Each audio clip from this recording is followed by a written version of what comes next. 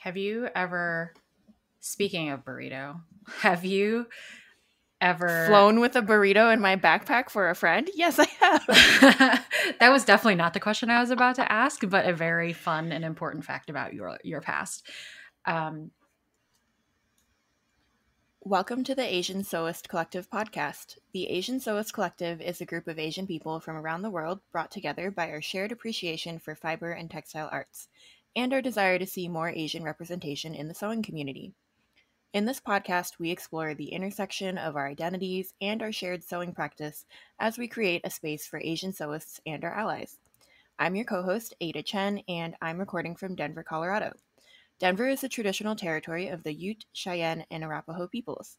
I'm a Taiwanese-American marketer turned entrepreneur, and these days you'll find me running my own all-natural skincare business called Chuan Skincare, that's Chuan, and sharing my marketing tips on my blog, The Cultivate Method.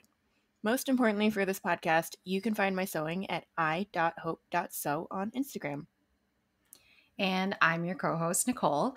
I'm based out of Chicago, Illinois, the original homelands of the Council of the Three Fires, the Ojibwe, the Potawatomi, and the Odawa people. I'm Filipinx American, and I'm a woman, and a lawyer by day and a sewing enthusiast the rest of the time. You can find me on Instagram at Nicole Angeline Sews. So, welcome to season 2 of the Asian Sewist Collective podcast. Yay. We took a few weeks off, yay, after we recorded season 1, and now we're back with a whole new set of episodes. Nicole, did you do anything fun during our break? Nothing particularly notable. I don't remember exactly when we stopped recording season 1, but there's of course like the between season stuff. But I'm enjoying summer break. I think I've mentioned on the show before that I'm a student as well, a part-time law student, LLM student. And I took the summer off and it was great. Like I have not taken a semester off, including summers, since 2019. So it was definitely, yeah, it was much needed. It's going to be hard to try to get me to go back to class in the fall, but we're doing it. We're doing it. I'm still working from home, but the work itself picked up a lot during the summer. So it's like things are kind of going back to whatever normal looks like for the people I work with. But let's see. I had a few fun sewing projects. I always have more ideas than I do time or energy. But so I made my first swimsuit. That was exciting. I even took it for a test run at a pool / beach thing. We can talk about that. Like it's a beach or a quarry beach, I guess. So it's like what? So formerly a quarry, like a stone quarry, but then once that they stopped using it as that, and this was like over 100 years ago, it wasn't a quarry anymore, then they converted it to a community pool. But it's like, I guess it's a pool. It's a pool, but it has a beach that leads up to it. And I think, there's one end that's like a beach that goes into it, and the water gets gradually deeper and it goes up to 4 feet, which obviously is not very deep. But then they have a drop off, and there's like a 15-foot deep end with like diving platforms and like actual, like, I don't know what you like, floating docks where you can like climb up and just jump into the water. So that was fun, and my swimsuit stayed on, which is cool. It's have you made a swimsuit before, Ada? I have not. I have a muslin cutout or a toile, but I didn't get to it yet this summer, and it's kind of, Colorado has 2 seasons, summer and winter, and we're getting to the cutoff point really soon, so it might just become a sports bra. Fair enough. Chicago's like that too, where it's like very short spring and fall seasons. But what stopped me from making swim before was this fear that that like something was gonna pop and it was gonna be terrible. But you know what? We made it. It's all good. And I also have a turno make that I did, but it's not going to be published or out there until October, which is Filipino American History Month. But yeah, and I'm starting a new job in September. So right after this episode premieres, I'll be starting a new job. So that's exciting, I guess. But I haven't gone anywhere. What about you, Ada? That's a lot. I was busy too. I made some progress on my business. Not only did some in-person pop-ups, which was interesting to get used to again, but I also landed my first wholesale client. So now you can find my products in a real physical zero waste store here, which is a That's little awesome. thanks. It's kind of mind blowing to me. At the same time, I was like juggling all my caregiving stuff. So my mom had surgery. It was successful. She's recovering fine.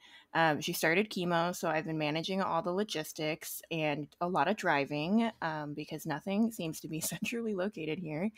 And I did get a break from that because I went to New York to do a pop up, but I had a less than ideal experience where I was with that pop up. So I decided to prioritize my mental health and I wrapped it up early and took off some time while I was there, which was actually really fun. I got to catch up with friends in real life outdoors, or the New York equivalent of outdoors, which is like a parklet in the street. Mm-hmm. And I got to meet some sewing friends too. So that was really cool. And I got some fabric and buttons.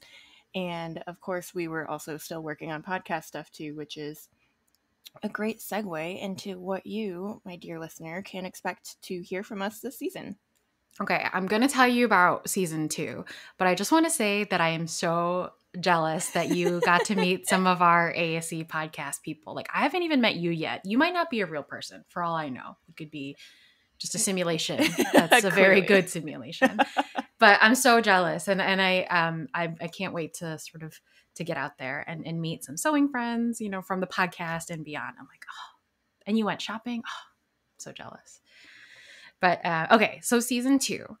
In season 2, you can expect the same number of episodes as season 1. We're aiming for 10 full-length episodes released every Thursday. And you still get the sneak peeks and great content via our Instagram account, as well as weekly emails if you're signed up for our email list. And if you want to sign up, you can go to our website at asiansewistcollective.com. And the emails remind you, when each episode is out. We also have some great guests lined up for this season, as well as some more deep dives on garments, fabrics, and more. And, okay, I'm excited also because, every week we ask you to rate and review us on your podcasting app to support the show. And thank you for doing that. This season, we're also introducing another way that you can support us too, right, Ada?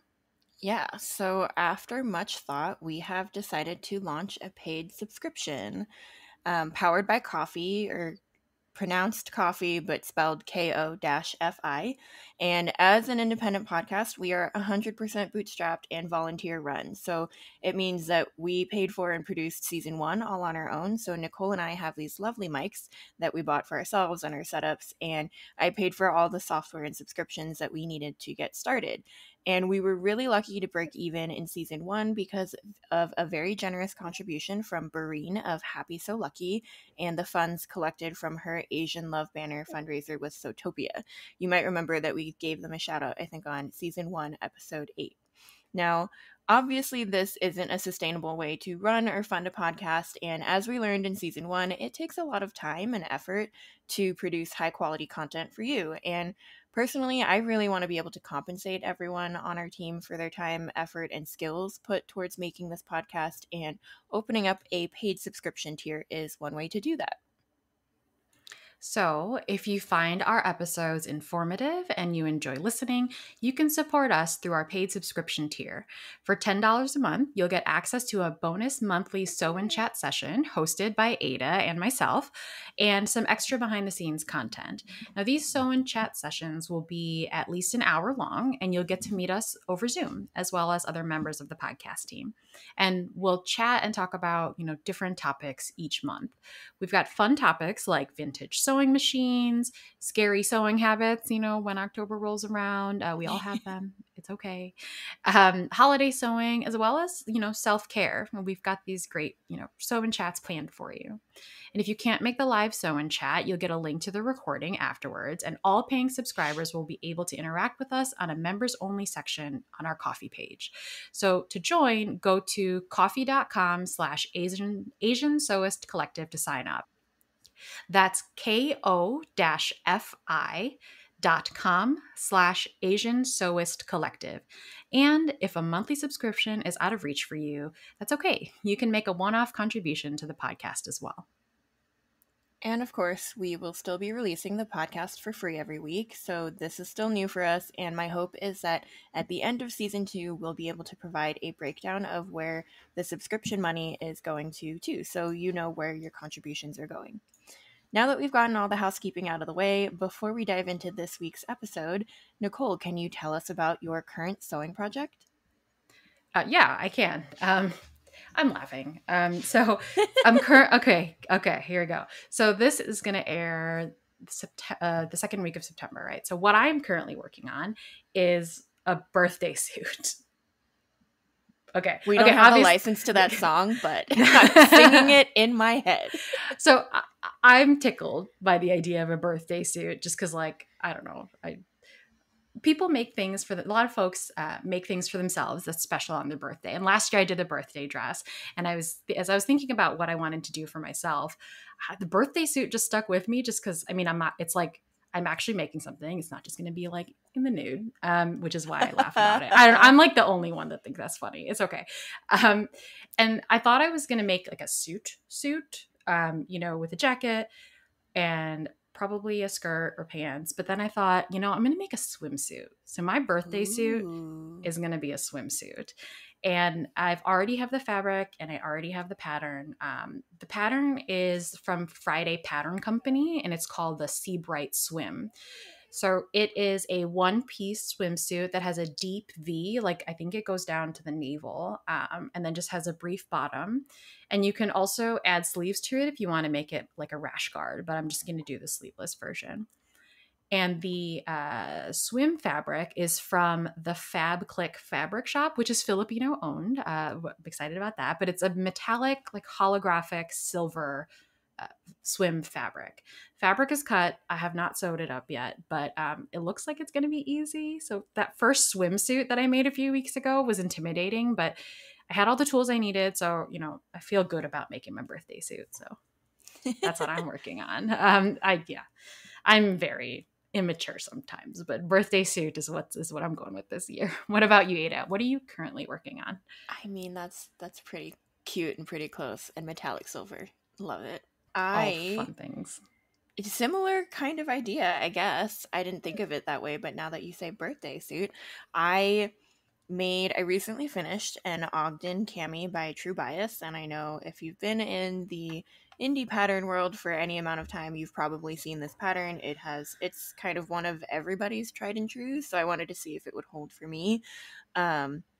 And it was my birthday a few weeks before we recorded this. So happy belated birthday. Thank you. I guess I was making it for my birthday. I'm just going to say I was making it for my birthday. Sure. I did about 3/4 of it hand sewing because I needed something to take with me on my trip that I could do on the plane or at night. So I had already pre-cut this out of a not quite scrap of a fabric, but the end of a piece that I had used to make a dress before this. So I made it out of the Merchant and Mills Totori Cross in plum, I think is the color. Ooh. That I picked up at Fabricate, which recently closed in Boulder.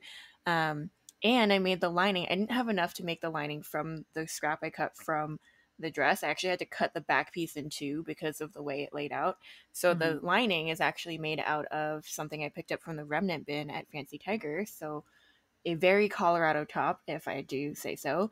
It is, the Ogden cami by True Bias. True Bias is based here in Denver. Fancy Tiger and Fabricate are both local fabric shops. So I felt like very Colorado with my little tank top. And I got up to attaching the lining about 1/4 of the way with hand stitching before I got home.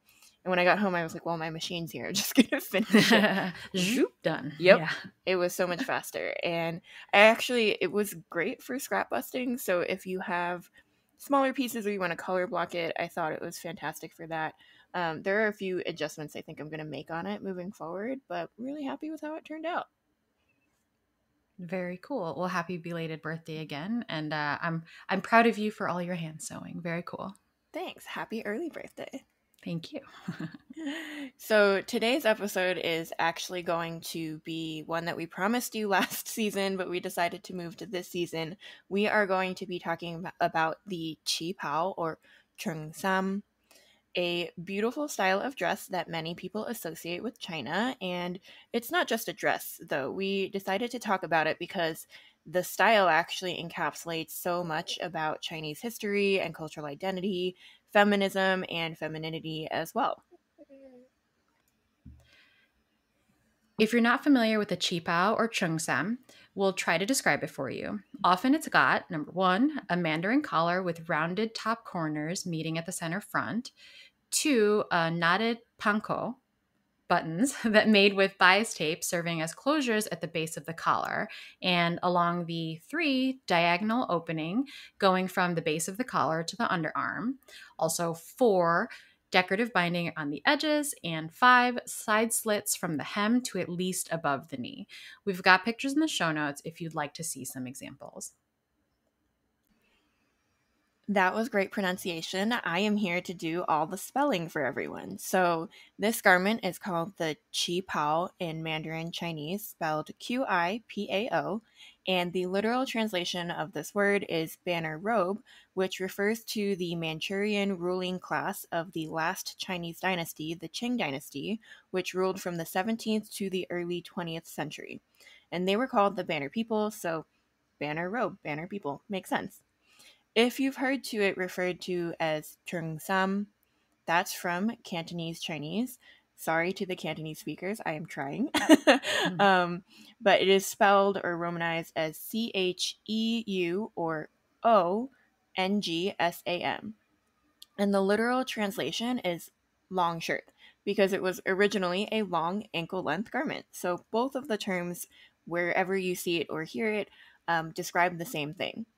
And it's interesting to note that this garment style is actually pretty modern. I know I just referenced the Qing Dynasty, but here is a quick history that is a very fast overview of modern China. So, the last imperial dynasty was ruled by the Manchu people, an ethnic minority group in China who conquered the Han Chinese, the ethnic majority group.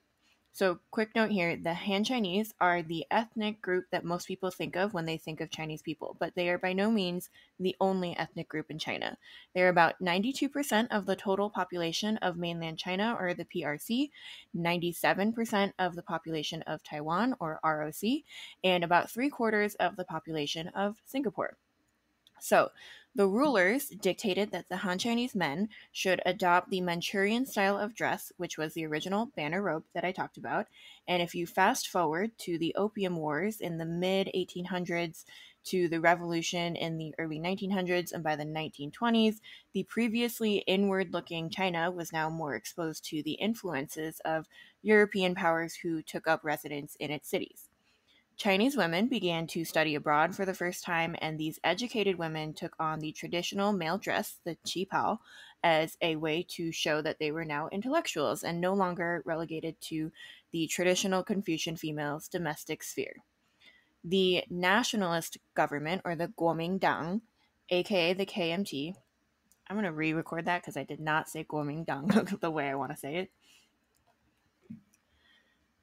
So the nationalist government, or Kuomintang, the KMT as it's abbreviated in English, came to power post-imperialism between 1925 to 1948, and they named the qipao the official national dress for women in an attempt to communicate to the world that China was now an educated, forward-thinking country. And we'd love to talk about the many ways women have used their clothes to communicate empowerment, from the green, purple, and white clothing of the suffragettes to the power pantsuit. But in short, you could say that this was also an instance where fashion took on a real political meaning. So by the 1930s, the garment look changed significantly from long sleeve loose and boxy fits to a sleeveless, form-fitting, and with high slits fit. And this was to better show off a curvy figure reflecting changing body ideals and also the further influence of Western fashion. Now, instead of the traditional figured silks, Qipao were advertised in Art Deco motifs and transparent lace over slips. They were accessorized with Western furs and hairstyles.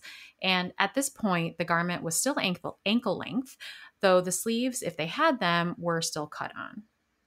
So Huang Huilan, aka Madame Wellington Koo, Song Qingling, I think that's how you pronounce it, Rosamond, aka Madame Sun Yat-sen, and Song Meiling, aka Madame Chiang Kai-shek. They were all famous political wives and fashion icons who were photographed and featured in American fashion publications wearing Qipao in the 1920s to 40s. Madame Chiang Kai-shek was especially instrumental in its popularization as she toured America and addressed both houses of Congress wearing her various Qipao. But after 1949 and the fall of the nationalist government to the communists, the Qipao quickly fell out of favor in China, as was anything that hinted at traditional culture. So all of the Qipao tailors who were there fled, not all of them, many of them, fled and established themselves in Hong Kong, Taiwan, and Singapore, where the Qipao experienced kind of like a golden age between the 50s and the 60s amongst the Chinese diaspora. So you'll probably know that the 1950s was also a golden age of fashion in Europe as well, if you think of Dior's new look, whose designs really showcased the ideal standards of feminine beauty at the time. And so likewise, the Qipao style evolved to become more form-fitting, the hemlines rose, and we started to see set-in sleeves. It was really glamorous. So the style that you're used to seeing now isn't really traditional in the sense of like a Japanese kimono or a Korean hanbok is, but really it's a product of the 20th century. By this time, the Qipaw's popularity had spread to the West. Actresses such as Grace Kelly and Elizabeth Taylor were photographed wearing Qipaw in the 1950s. And of course, the most famous example, Nancy Kwan, wore a very tight, short Qipaw in the Hollywood film The World of Susie Wong. It was around this time that you started to see these super sexy versions of the Qipaw. And if you think of the stereotypical, hypersexualized, servile Asian woman portrayed in Western pop culture, she would be Susie Wong. And this image has persisted even to today. Think Nicki Minaj and her Chun-Li music video in a short, tight, cheap-out-esque dress with Asian background dancers, or Katy Perry wearing a short, tight version to the MTV Music Awards. The Qipao seems to serve as shorthand for sexy and exotic. And when describing the Qipao, Valerie Steele, the curator at the Fit Museum for the China Chic East Meets West exhibit, actually called it sensual and elegant, quote unquote. I mean, or take a look at the interpretations of the Met Gala in 2015. So, if you remember, the theme that year was China through the looking glass. Now, these give some clues into how Western eyes view Chinese culture as fashion inspiration. And another thing is, think about the use of the qipao in the service industry. So, for example, Asian airline flight attendant uniforms, housekeeping staff in hotels, or wait staff at Chinese restaurants. And the qipao is often used to give people that feeling of an Asian woman being available to serve and pamper. Kind of hate those examples, Yeah. especially I think Nicki Minaj's was like a latex suit, but Katy Perry's had a lot of different appropriative costumes. It's bad. It's bad. If you want to look at it, Google Katy Perry and all her costumes. Yeah. But anyways, while the popularity of the qipao has ebbed and flowed in Asia and the West, we saw it a bit more again in the 90s when Galliano, Dior, Vivienne Tam, and Anna Sui created qipao-inspired looks for the red carpet. And of course, we saw some gorgeous versions in the Wong Kar-wai classic In the Mood for Love. Photos, again, in the show notes. This will be a show notes link you do not want to miss. So today, the garment is mainly worn amongst the Chinese diaspora for weddings and other special occasions. Traditional Chinese weddings often call for changing outfits multiple times throughout the dinner reception, and a red and gold qipao is often one of the outfits since those colors signify good fortune and happiness. In Asia, the qipao is experiencing something of a revival, similar to the Hanfu revival movement, as people aim to reclaim their national dress and attempt to ensure the passing on of the traditional qipao tailoring skills, as many of the original qipao tailors are now in their 70s and 80s, and there are clubs and schools devoted to wearing and learning how to make them, and the Silk Museum in Hangzhou has been hosting a yearly qipao exhibition where artists are invited to reimagine it for modern times. Okay, Ada, should we talk about cultural appropriation? Probably. Okay, so I know we've already done a couple of episodes on this. Check out episode 1 and 6 from season 1.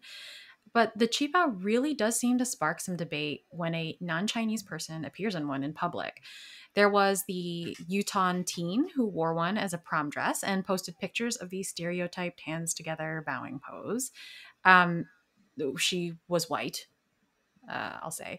Responses seem to be mixed regarding non-Chinese wearing qipao as, regular special occasion dress, like not as a Halloween costume.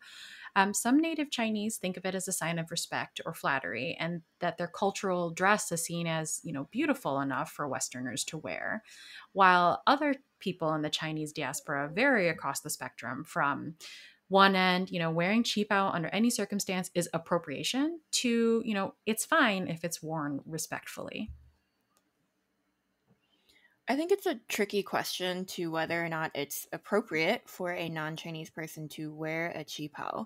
Like we went over with the history, it's not exactly truly a traditional cultural dress like hanfu is for Han Chinese or the hanbok for Koreans, and Western fashion ideals, styling, and sewing practices were purposefully integrated into the garment to bring about the current modern iteration. So it really is kind of a garment with influence from both Asian and Western cultures. And like we said, the origin is not even really Han Chinese, but Manchurian. And so I think it might be useful to ask yourself, by wearing the qipao, are you furthering harmful stereotypes of Asian women, particularly fetishization, or have you done your research, understand its history, and purchased the dress or pattern from an Asian maker? All that being said, if you are not Asian, and especially if you're not Chinese, you should probably be prepared to receive pushback from observers who might not know the full context of the garment.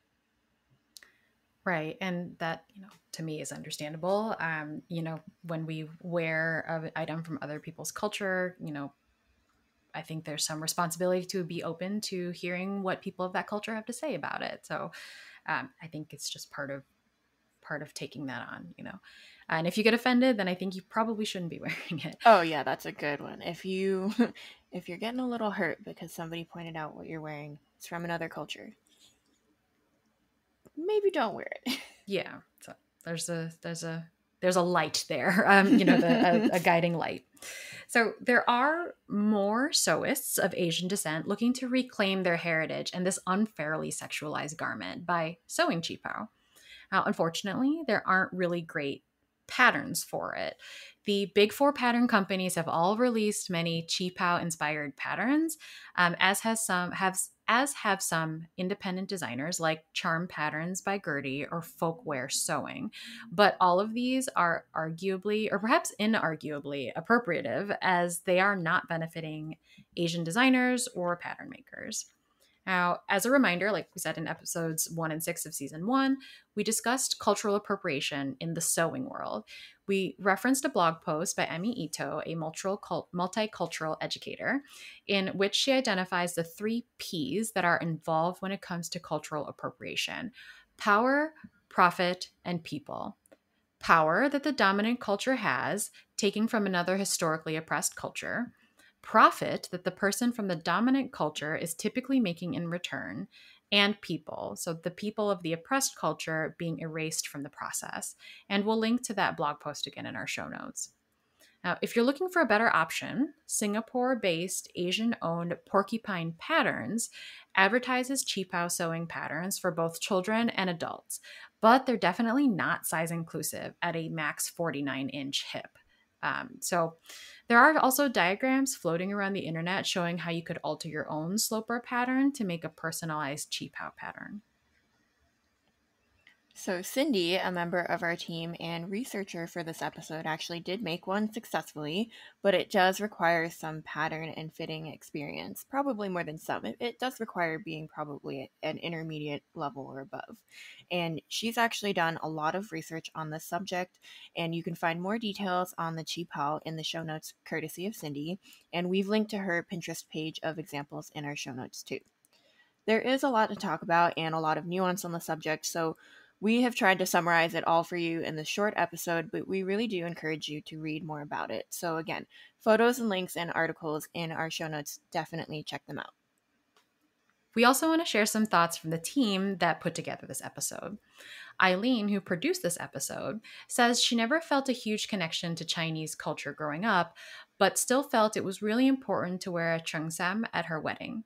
She talks about how the rest of her wedding ceremony was pretty untraditional and fun, but sitting at the Chinese banquet in her red cheongsam and gold jewelry, having been to countless similar banquets for friends and relatives, she felt so undeniably connected to her heritage at such a big moment in her life. She notes that she also had a kwa, which is a two-piece wedding dress traditional in southern China, also red and gold, but less form-fitting. But you see it less among the diaspora in North America or Europe. You definitely see more people choosing the cheongsam as their way of honoring their own roots. Now, Cindy, who again researched this episode, shared that she's sad that a garment that has had such feminist roots, both in its being the garment of educated women and even in its sexier, quote unquote, 1930s form as an emblem of women who were proud of their body's shape and cross cultural origins, and how that's turned it into a garment that represents Western fetishization of women. Now, in particular, she wanted to emphasize that last part about fetishization in the wake of the Atlanta shootings. Cindy says, quote, I love that people are trying to reclaim the garment and that it can be used by the diaspora to acknowledge their heritage, even if only at weddings, end quote. And like Eileen, she also felt strongly about making sure she wore one at her wedding. And what about you, Ada? How do you feel connected or not to Qipao? That's a good question. For me, I'm in wedding planning, so I'm not sure, to be honest, if I'm going to wear a qipao at my wedding. I have friends who have done their own spins on it, like wearing a fitted red dress at the end of the night, and still some other friends who have come out and said specifically that they want to use their wedding as an opportunity or occasion to get one custom made and wear it. Since I'm still planning, and trust me, outfits are a huge part of that, I don't know, but to be honest, I never pictured myself getting married and wearing a qipao during any part of the wedding. I think part of that might be because all of the photos that I've seen from my parents' wedding and my older cousins' weddings, and even in the family and family friends' weddings that I attended growing up, all of the brides wore like a white Western style gown for most of the night, and I can't remember anyone wearing a qipao. But other than that, I do have distinct memories of wearing like a pink gingham modern kind of qipao style cotton dress that I'm pretty sure we bought from Net in Taiwan, aka the Gap of Asia, when I was somewhere in elementary school, and I loved that dress. Like, I say qipao style because it wasn't fitted. We were in elementary school, but it was more of like a straight style, like sheath dress with the qipao elements at the top. So we had the neckline and the buttons. And my sister and I had matching ones. And Aw. at the time, right, so cute, I didn't think of the significance of it at all or feel like it was allowing me to reclaim anything. Like, I think I was 8 or 9, maybe 10.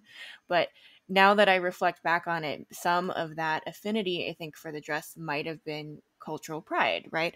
Obviously, I outgrew that dress a really long time ago, but I do currently own one qipao in my closet. It is white, sleeveless, and kind of like a light double gauzy cotton. It was my mom's, and I think I grabbed it from her closet a while ago. I don't know if she knows I have it.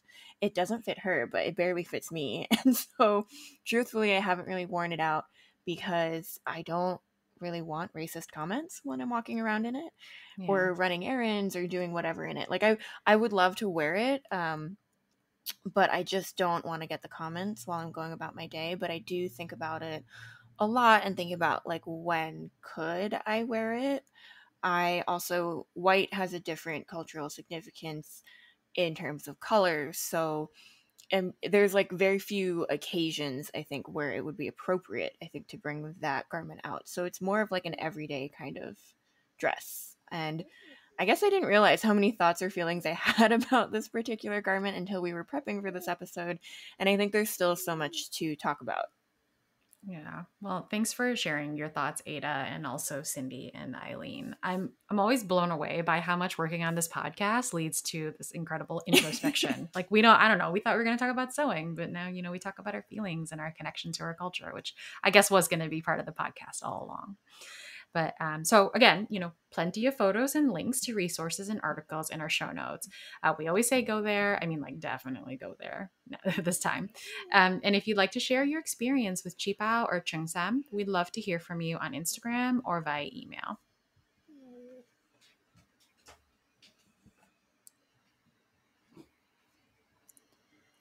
Thank you so much for joining us on this week's episode of the Asian Sewist Collective podcast. Next week, we will be talking to Ella Clausen of Handmade Millennial about her adventures in making, natural dyeing, and her own DIY wedding. If you like our show, please consider supporting us on Ko-fi. Your financial support helps us with overhead expenses and will allow us to give back to our currently all-volunteer team who works so hard to provide you with new content every week. The link to our Ko-fi page is ko-fi.com/Asian Sewist Collective, and you can also find the link in our show notes on our website and on our Instagram account. Check us out on Instagram at Asian Sewist Collective, that's one word, Asian Sewist Collective, and you can also help us out by spreading the word and telling your friends. We would love it if you could rate, review, and subscribe to this podcast on Apple Podcasts, Pocket Casts, Spotify, or wherever you get your podcasts.